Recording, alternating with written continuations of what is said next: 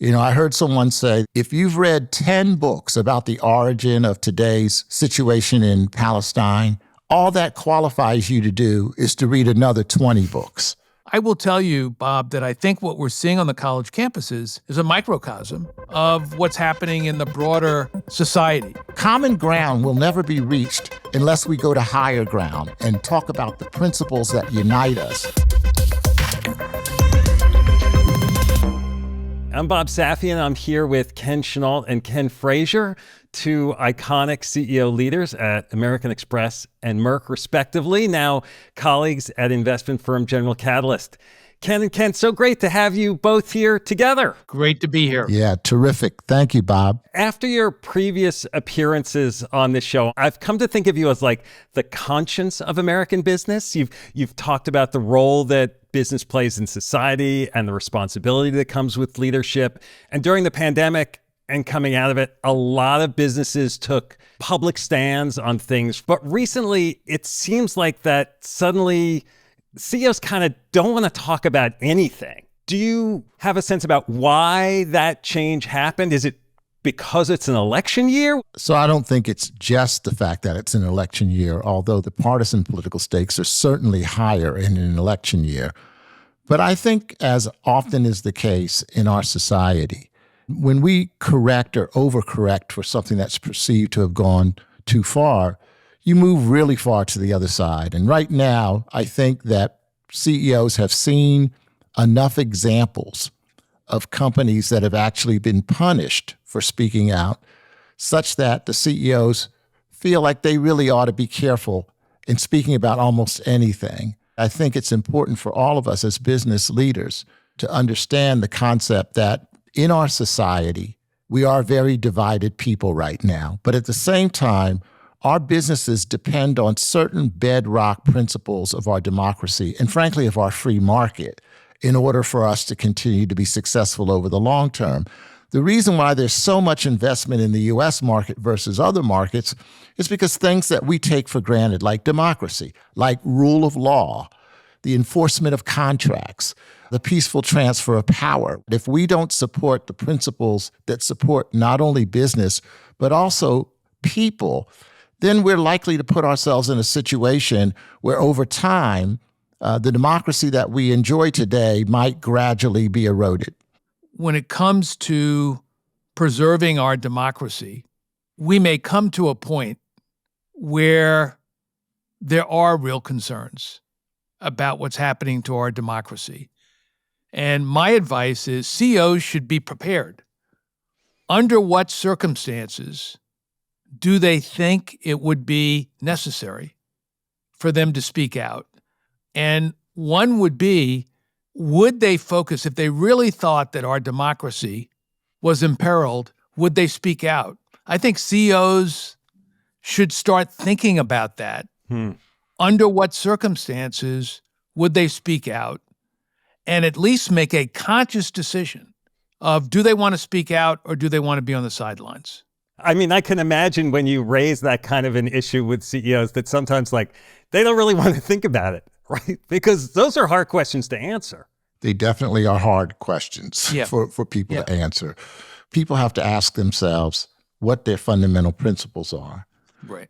If, in fact, you're not willing to take a stand for something that is, in your view, a critical principle for your company, your employees, your customers, society at large, then that principle really is pretty much a preference, not a principle. Are there things that either of you would have expected people or wanted business leaders to talk out about recently that they haven't? Maybe, Ken Chenault, you want to go first. I think voting rights was an opportunity, and at least I think we were both gratified by the level of support that we had from business. But I would say, frankly, for me, post-January 6th, given what happened on the attack on the Capitol, I think that was a time for CEOs to speak out, to say that there is nothing more important for our democracy than to have a peaceful transition. I think it does come down to a couple of things. First of all, is it legitimate for those CEOs to speak to a particular issue? So as the former CEO of Merck, I felt like I had a particular reason to speak out about health equity issues because that was clearly relevant to Merck's business. We knew a lot about it, and it was congruent with the actions that we were taking as a company. So those issues are more relevant for me to speak out about than other issues. Another issue, though, however, that I felt like I needed to say something about a few years ago was the Muslim ban. And that was because we had employees who couldn't get back into the country during that period of time. It's remarkable to me how certain phrases, DEI, ESG, have quickly become kind of dirty words. These are things that operate in the business climate, not in the political climate. You're both strong advocates for diversity, two of the most prominent Black business leaders in America ever. Your careers represent what's possible when opportunity is open. Is that more questioned now? Like, does it surprise you the way those terms have become ammunition in certain ways? This concept of linking the term DEI, that is bad, I think is ludicrous. There are some programs in diversity and DEI that I don't agree with. But the reality is there are some strategies and tactics for a business that I don't always agree to.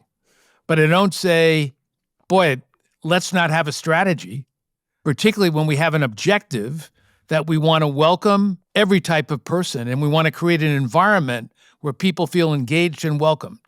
So I think it's very dangerous that people are saying we need to get rid of DEI, but they're not, frankly, also saying, but let me be clear, here's our commitment to diversity.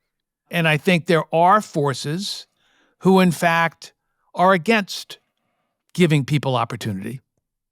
And I think this is one where companies do need to assert that they have a commitment to supporting all types of people and giving all types of people an opportunity at their company. So I agree. I think the fight over the acronym is not where the real action is here. I think the real action is, what is it going to require for us to be successful as businesses? And I would think most CEOs would agree to the following. It's important to get the best talent and to look for that talent wherever it might be, whether it's in the traditional places or in places that historically we haven't gone to find that talent. I think most people would agree that it's important that as we train and develop people, we do that in a fair way. As we measure and monitor their progress, that we do that in a fair way, that when we promote them, that we do it in a fair way. I think the challenge in this country, frankly, is that some people are arguing that expanding opportunity for people, including people who have historically been marginalized, is inconsistent with merit.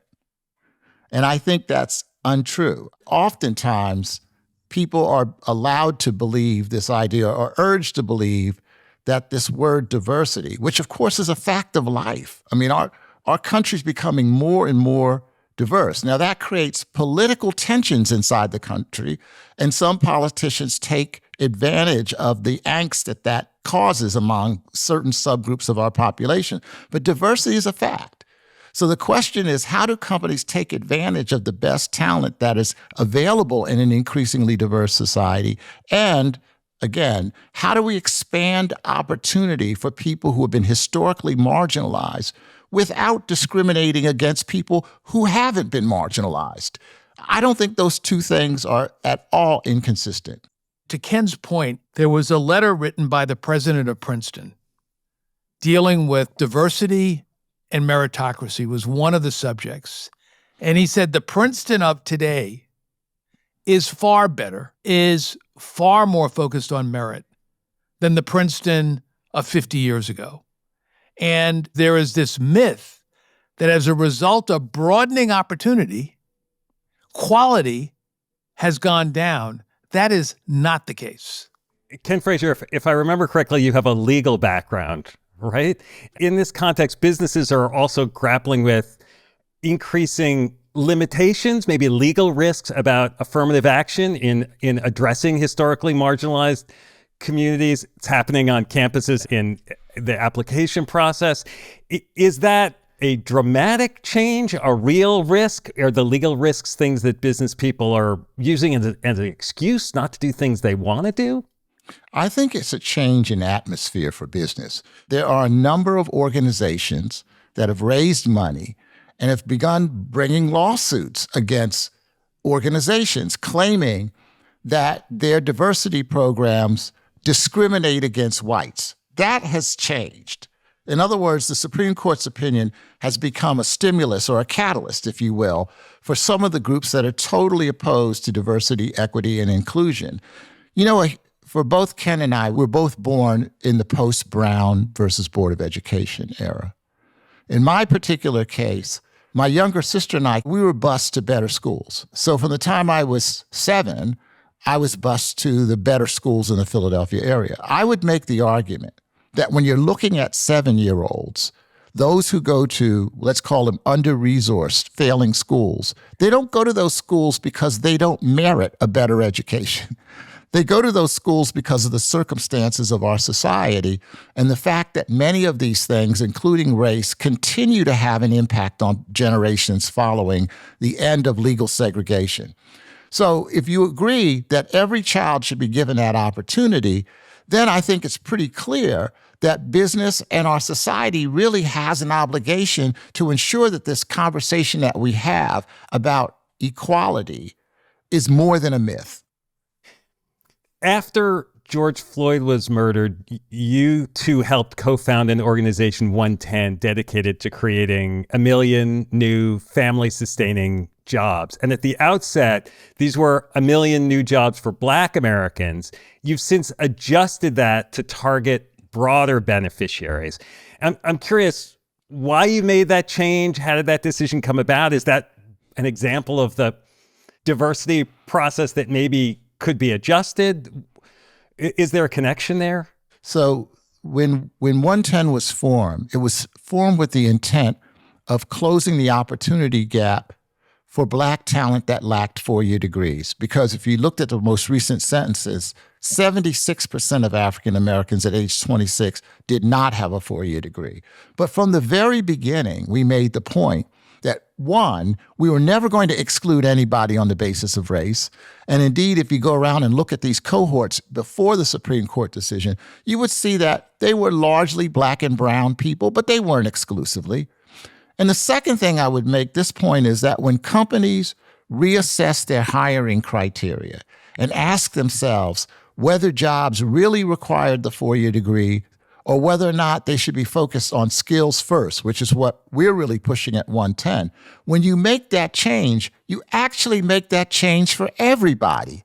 When you decide that this particular job should be based on certain experiences and skills, you're not just saying for African Americans. African Americans may have been the impetus, and I think 110 has played a major role in moving forward the skills first movement, but we've never taken the position that we wanted to exclude people on the basis of race, and we don't exclude anyone. Yeah, one thing I would add, in business, you adopt marketing strategies against particular segments.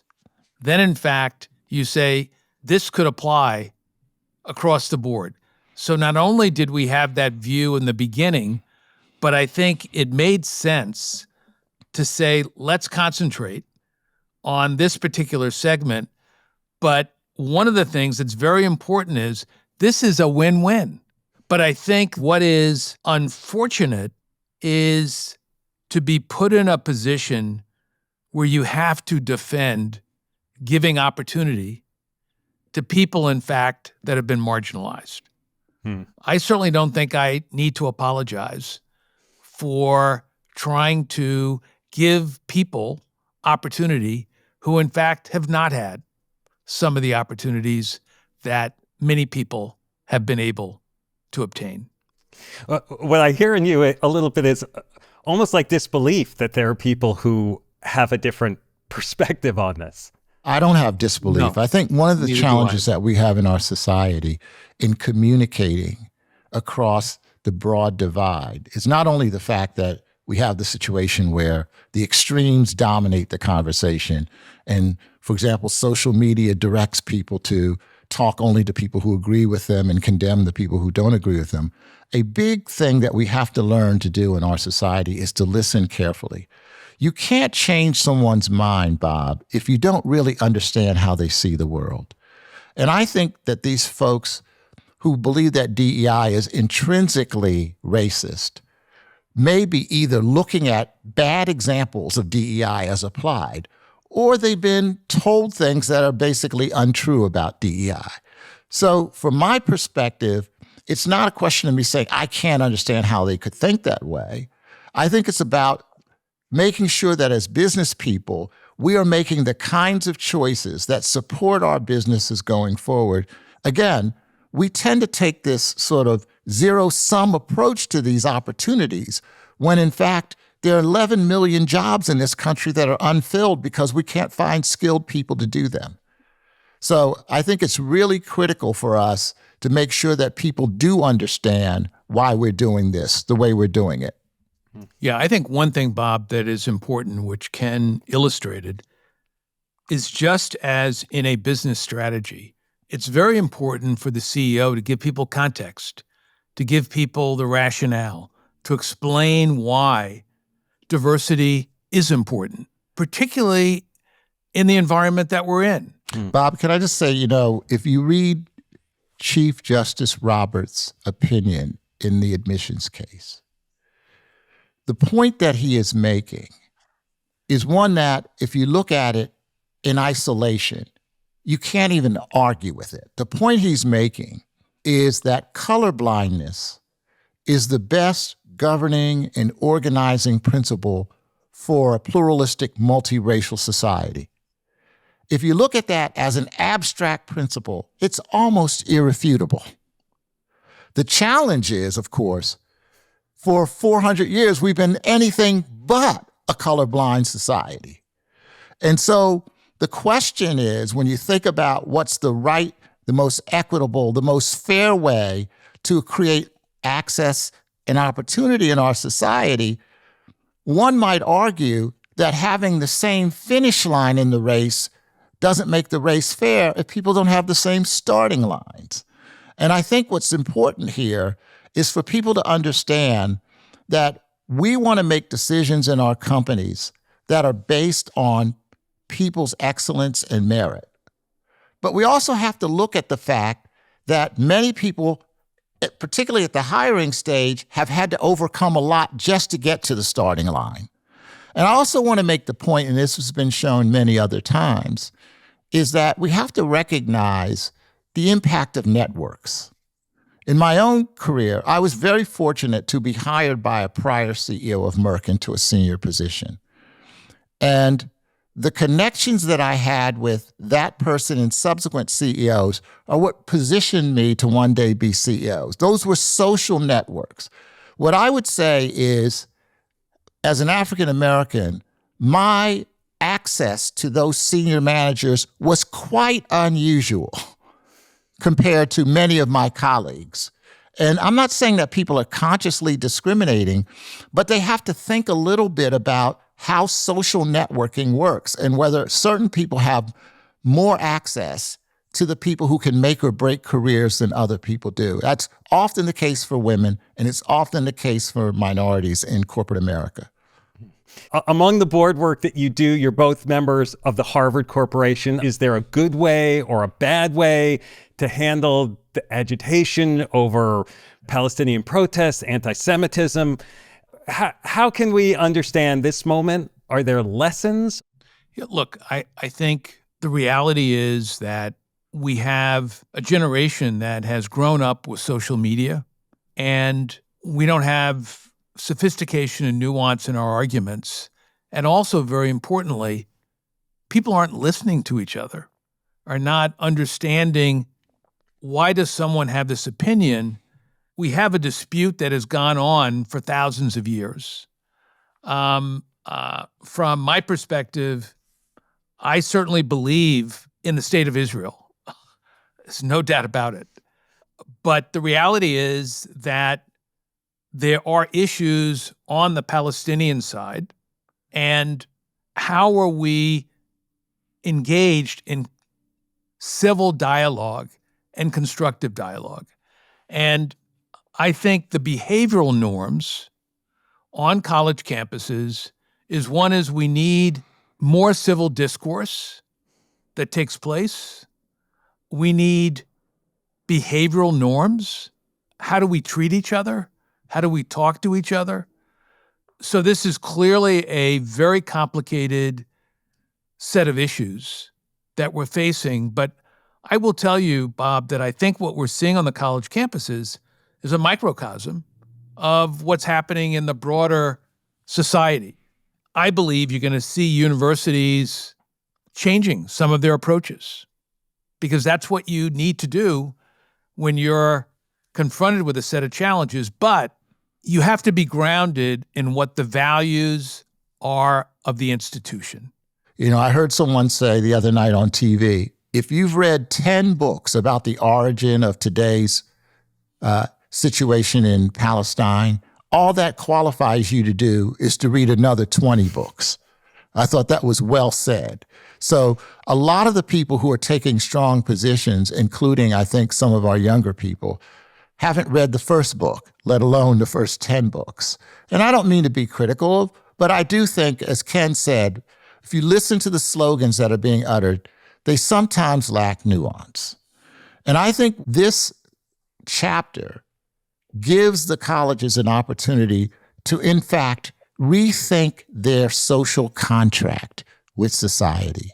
At every stage, universities have to look at society and ask, are we forming the young people that are coming to us in a way to be constructive leaders in society? I think if you look at the campuses now, I think university leaders are probably questioning whether they are, in fact, adequately preparing young people to be leaders in this fractious, divided society of ours, where people don't really understand each other. Common ground will never be reached unless we go to higher ground and talk about the principles that unite us. And if our leaders don't understand those principles, and if they can't put those principles into play, including the principles of open discourse and dialogue on the university campuses, I despair for where our society and the world are going to be in the next 20, 25 years. You know, I had this term that I used at American Express that I wanted people to engage in constructive confrontation, but to do it respectfully. And the reason why I believed in that was because I think we do need to debate and argue, and certainly on our college campuses, that's part of what you have to learn. But as Ken said, you have to understand the other person's perspective, and you have to do it in a respectful way. And I think, frankly, this goes to, Bob, a broader issue that I think we're dealing with in our society is the importance of values and the importance of character and the importance of the respect that we need to have for each other. I also think it's fair, while we're taking the prerogative of older people to criticize younger people because we're jealous of their youth, I also want to make the point that among younger people, we have the same situation we have in the broader society. That is, the extremes monopolize the microphone, but 80% of the people are in the middle, and they do want to work together. 80% of the kids on these college campuses are working together. I heard stories recently about situations on campuses that are not even reported, like Jewish students having Seder and other students, including Islamic students, ringing around them, surrounding them, observing the Seder in a respectful way, and then Muslim students praying and Jewish students and other students creating that protective ring around. We don't hear those stories. And I think it's really important for us to understand there's something hopeful about those stories to me, because I do believe that 80% of the people want to engage in issues in a civil way. 80% of the people believe that persuasion is more important than coercion. There's a lesson for leaders in corporate America in this whole conversation. We live in turbulent times. There's a lot going on the left, on the right, a lot of challenges to businesses. One of the keys is for leaders to spend time reflecting, not to instantaneously react to what's going on around them, to listen to others, to prompt others to give you feedback that can help you decide what the right course is. And by the way, implicit in that is being the kind of leader whose people actually trust you enough to tell you what they really think. Just as Ken was saying, students don't feel comfortable saying what they really think. That can be true in companies, that people don't feel comfortable in helping you to see the big picture, helping you to assign the right priorities to various actions that you might or might not take. So I do think there's a lesson, not just for college students, not just for university leaders, but for all leaders. And that is, whenever you're facing with these turbulent, challenging times, it's important to do some reflection before deciding what you're going to say or do. Yeah, I think it's the reflection, and you need to be grounded in your personal values and beliefs and your company's values and beliefs. And sometimes that takes some bravery as well to act on those beliefs. Look, I think the reality is one of the most important attributes of an enduring leader is courage. I think that CEOs, they need to be courageous, not reckless, not foolhardy, but there are moments, particularly as a CEO, where you have to exhibit courage. This has been great. I could keep you on here forever. Thank you so much for doing this. We enjoyed the conversation. Bob, it's always a pleasure to be with you.